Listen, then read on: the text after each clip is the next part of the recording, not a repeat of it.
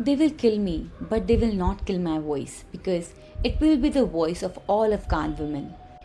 These are not my words, but the words of Malalai Joya, a brave Afghan woman who risked her life to demand the right to vote.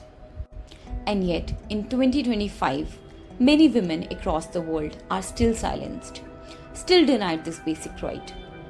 Today, we are going to uncover the hidden, heartbreaking truths about women and the vote. Truths that will shock you. Hey girlie, I want you to imagine this. You wake up one morning and the world tells you, you don't get to decide. Not what laws you live under, not who runs your country. Nothing. Why? Because you're a woman. That's not some faraway nightmare. That was real life for centuries.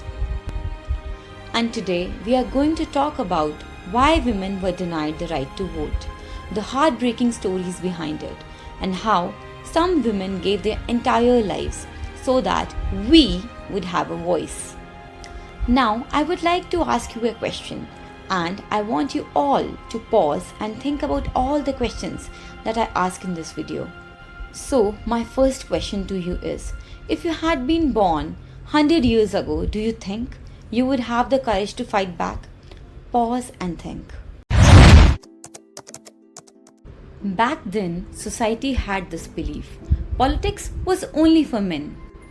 Women? They were too fragile, too emotional. Better off staying home. Can you imagine being told your father, your husband, your brother already speaks for you, so you don't need a voice of your own? Pause and think. Can you believe that was the excuse? That was the system. And for so many women, life passed by without ever being asked what they thought, without ever making a ballot, without ever being heard. But girlie, cracks started to form. In 1893, in New Zealand, a woman named Kate Shepherd gathered thousands of signatures. Imagine women walking from door to door, convincing others that their voice mattered. And finally, New Zealand became the very first country where women voted. That first yes changed everything. It was like lighting a candle in the dark, and that flame spread. Do you know when women in your country first voted? Drop it in the comments. I want to see how different our histories are. In the UK, women were tired of waiting. They marched, they shouted, they got arrested. One woman, Emily Davison, even threw herself in front of King's horse to make the world notice.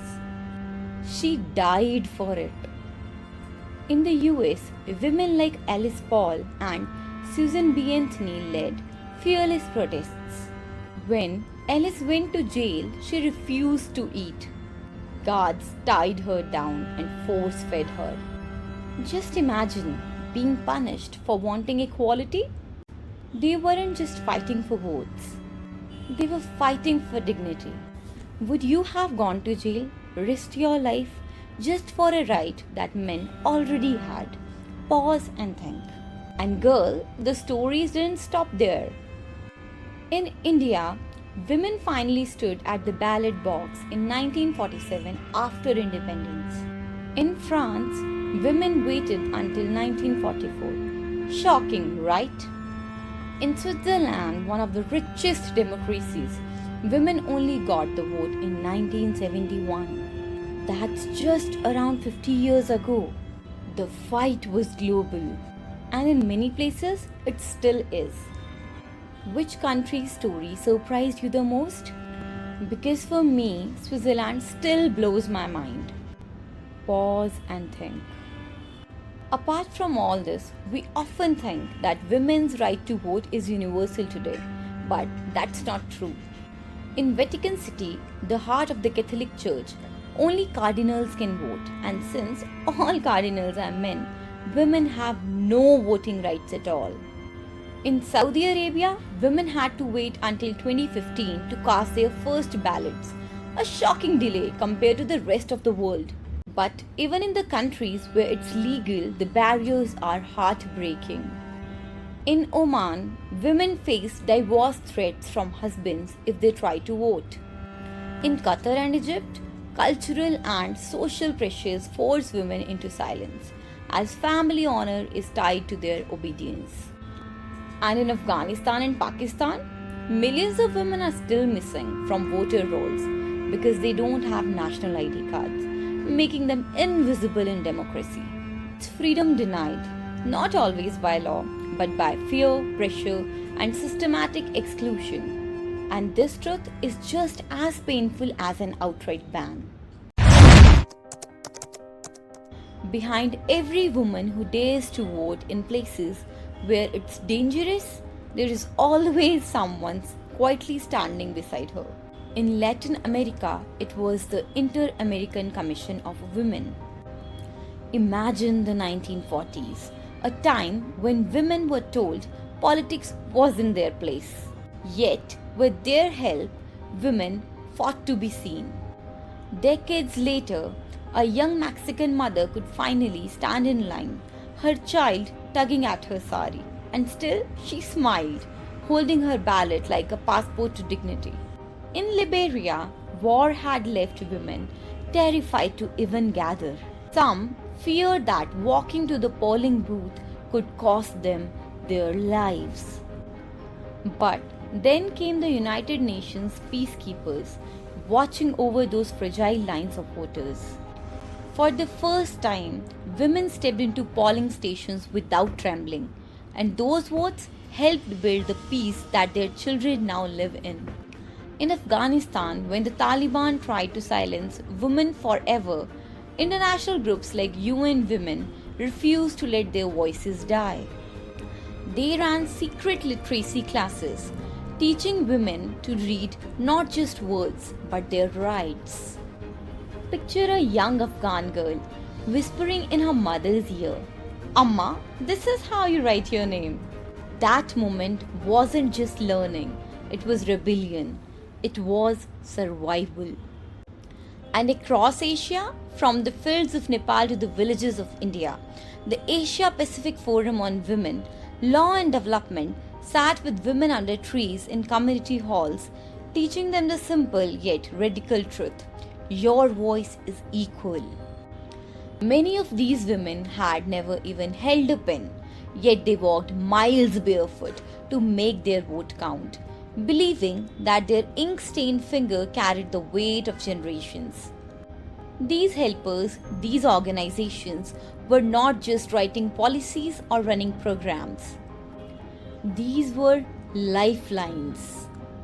Quiet hands lifting women up, whispering, "You are not alone, your voice matters, and the world will hear it." When women finally won the right to vote, the world did not stay the same. It transformed. In New Zealand, when women became the first in the world to vote in 1893, politicians were shocked at how seriously they took their duty. Women turned out in huge numbers, proving they weren't too emotional or too fragile for politics. They were determined citizens. In the United States, the 1920s brought a tidal wave of change. Suddenly, issues that had been ignored, like child labor, education, and healthcare, were being pushed onto the political stage.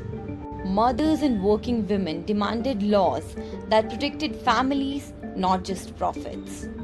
In India, women voting after independence in 1947 was revolutionary. Imagine rural women, many barefoot, walking miles to cast their votes. For the first time in centuries, their voices carried the same weight as kings and landlords. Their votes shaped policies around food security, education for girls, and even the abolition of unfair practices. And in Europe, from France to Switzerland, when women finally entered polling booths, politics shifted. Parties could no longer ignore half the population. Debates began to include maternity rights, equal pay, and health care. The truth is, when women entered democracy, the definition of democracy itself changed. It was no longer about power of a few, but the voices of all. Every ballot cast by a woman was like a ripple, spreading across generations, shaping a fairer, kinder, and more just society.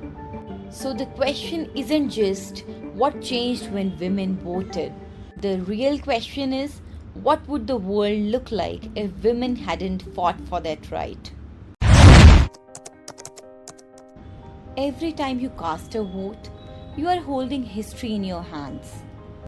Behind that one piece of paper are women who marched till their feet bled, women who were mocked, jailed, beaten, even killed. We carry their legacy every single time we make a choice at the ballot box. Yet, even today, some women are scared to vote. Some are silenced, are stopped. Do women in your community feel truly free to vote, or do they still face barriers? Pause and think. So, girly, the question isn't just why women were denied the right to vote. The real question is, what will we do with the rights they fought so hard to give us? So, next time you vote, remember, you are not just choosing a leader. You are honoring generations of women who refused to stay silent. If this story touched you, please share it. Because one woman's voice can echo into millions more. This is Hey Girly, and I'll see you in the next video. Until then, take care, bye bye. Before going, here's my last question to you. If you could sit across from one of these brave women today, what would you say to her? Pause and think.